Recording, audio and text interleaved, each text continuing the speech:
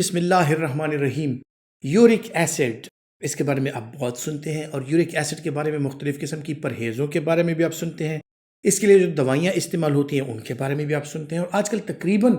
जिनको भी बदन में दर्द होता है या ख़ुसूसन फिर जोड़ों में दर्द होता है, खुद हमारे पास आके तो लोगों का माशाल्लाह से इतना एक नॉलेज उनके पास आ गई है कि हमें कहते हैं कि डॉक्टर साहब कहीं मेरा यूरिक एसिड तो नहीं बढ़ गया, क्योंकि मेरा जो है तो जिस्म दुखता है, मेरे पट्टे दुखते हैं, मेरे जो है जोड़ दुखते हैं, तो मेरा यूरिक एसिड का टेस्ट ज़रा करा लें कि मुझे पता चल जाए कि मेरा यूरिक एसिड तो नहीं बढ़ा हुआ। अब यूरिक एसिड बुनियादी तौर पर क्या चीज़ है कि जब आप प्रोटीन्स खाते हैं, जब आप प्रोटीन्स का इस्तेमाल करते हैं और प्रोटीन्स में फिर हाजमे के दौरान जब ब्रेक डाउन होता है, वो मुख्तलिफ चीज़ों में तब्दील होती है, आपकी एनर्जी आती है और आपके अमाइनो एसिड्स में तब्दील होके और ये कुछ जो है तो हार्मोन्स और कुछ जो है तो आपके जो एंटीबॉडीज़ हैं, कुछ आपकी स्किन की अपेंडेजेस हैं, आपकी स्किन की और आपकी बॉडी की जो और अपेंडेजेस हैं, तो तकरीबन पूरी बॉडी में प्रोटीन का जो रोल है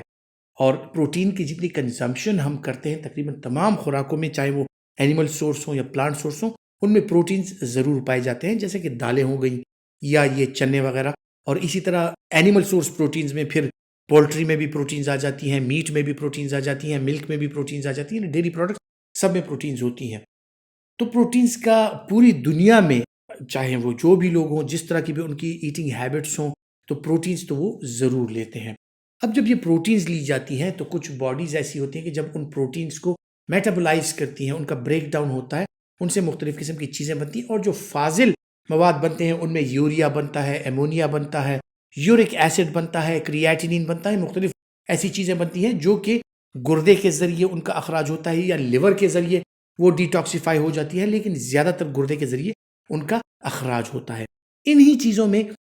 जो फाजिल मवाद बनते हैं उनमें एक यूरिक एसिड पाया जाता है। अब यही यूरिक एसिड आपकी बॉडी में ब्लड सर्कुलेशन में, ये ब्लड में रहता है, मौजूद रहता है और किडनीज के ज़रिए ये क्लियर होता जाता है, क्योंकि आपका यूरिन, जितना आप यूरिन पास करते हैं उसमें जिस तरह एमोनिया और यूरिया, क्रिएटिनिन, इसी तरह यूरिक एसिड का अखराज भी होता है। तो कहीं पे अगर आपके गुर्दे कमज़ोर हो जाए और यूरिक एसिड का अखराज कम हो जाए, तो आपके ब्लड में यूरिक एसिड की उसका जो लेवल है वो बढ़ने लगता है। या आप प्रोटीन्स का इस्तेमाल ज़्यादा कर रहे हैं, प्रोटीन्स का मेटाबॉलिज्म आपका तेज़ है और उसका जो ब्रेक डाउन हो रहा है उसकी वजह से आपकी बॉडी में यूरिक एसिड और मुख्तलिफ किस्म के जो प्रोटीन्स के ब्रेकअप जो मटीरियल्स हैं उनकी पैदावार जो है वो ज़्यादा हो रही है। तो दो वजूहत हो सकती हैं, या यूरिक एसिड की पैदावार ज़्यादा है या यूरिक एसिड का अखराज कम है, इस वजह से आपकी बॉडी में यूरिक एसिड बढ़ जाता है। अब जब यूरिक एसिड बढ़ता है तो यही यूरिक एसिड जब जाता है आपकी ब्लड सर्कुलेशन में, जब जॉइंट्स में जाता है तो यही यूरिक एसिड वहां पर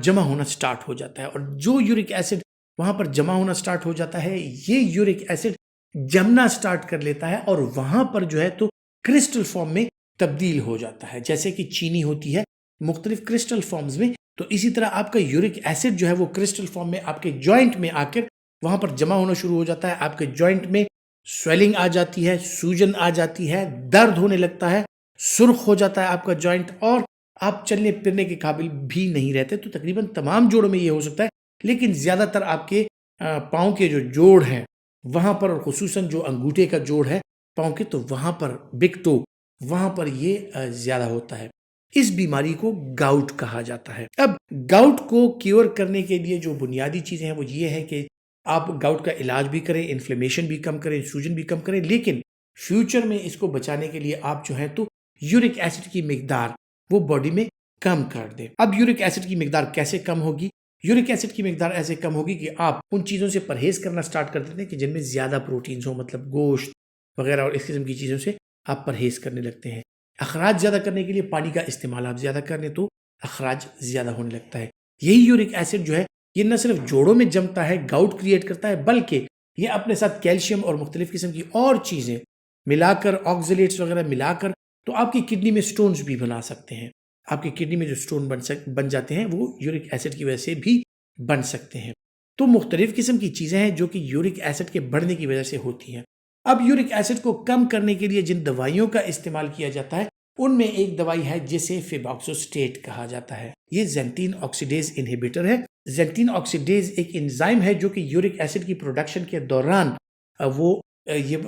प्रोसेस को तेज करता है और यूरिक एसिड बनने के अमल को बढ़ाता है। तो जब ज़ैंथीन ऑक्सीडेज एंजाइम नहीं होगा, आपका यूरिक एसिड बनेगा नहीं। जब यूरिक एसिड नहीं बनेगा तो उसकी प्रोडक्शन कम हो जाती है, और आपका यूरिक एसिड बनना जो है, जैसे ही वो कम होता है, आपके ब्लड में यूरिक एसिड की मिकदार कम होती है, और आपके जो सिम्टम्स होते हैं बदन दर्द के, जोड़ों के दर्द के, गाउट के जो सिम्टम्स, जिनको बार बार गाउट हो रहा होता है, उनके सिम्टम्स वो ठीक होने लग जाते हैं। लेकिन एक बात है कि जब भी एक्यूट गाउट का अटैक हो, यानी उस टाइम जब आपके जॉइंट्स जो हैं वो स्वोलन हो, उनमें सूजन हो, उनमें सुर्खी हो, उनमें दर्द हो, और आपको एक्यूट गाउट हो, उस दौरान में आपने यूरिक एसिड को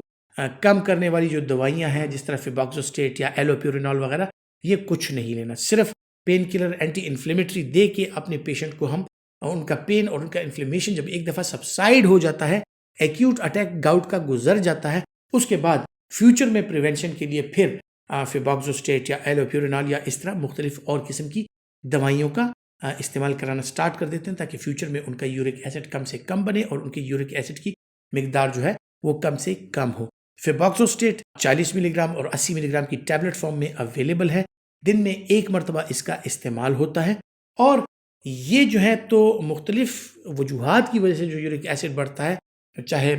इम्पेयर्ड रीनल फंक्शंस हों, गुर्दे कमज़ोर हों, उसकी वजह से हों, प्रोडक्शन इसकी ज़्यादा है, तो उसके लिए हम एलोप्यूरिनॉल का इस्तेमाल कराते हैं, और इसके साथ यूरिक एसिड की प्रोडक्शन जो है वो कम हो जाती है। एलोप्यूरिनॉल के साइड इफ़ेक्ट्स में जो मेजर इसके साइड इफ़ेक्ट्स जो हैं, उनमें आप जब भी एलोप्यूरिनॉल का इस्तेमाल कराएं, उनका पेशेंट का आपके रीनल फंक्शंस जो हैं वो ज़रूर देखने चाहिए, लिवर फंक्शन ज़रूर देखने चाहिए, क्योंकि सीवियर लिवर डिसफंक्शन और सीवियर किडनी डिसफंक्शन में इसका इस्तेमाल नहीं कराना चाहिए। किडनी डिसफंक्शन अगर हो, उसमें इसकी डोज एडजस्टमेंट करनी पड़ती है, इसकी कम से कम डोज देनी पड़ती है, और अगर कोई इसको एलर्जिक हो तो भी इसका इस्तेमाल नहीं कराना चाहिए। एलोप्यूरिनॉल के साथ स्किन एलर्जी, एलर्जिक रैश, या आपके सांस में तंगी का मसला, अगर आपको इससे एलर्जी है, ये हो सकते हैं। बाकी छोटे छोटे जो इसके साइड इफ़ेक्ट्स हैं, उनमें मतली आना, मैदे में दर्द किसी कैफियत होना, पेट में मरोड़ उठना, तो ये एलोप्यूरिनॉल और फिबॉक्सोस्टेट दोनों के साथ हो सकते हैं।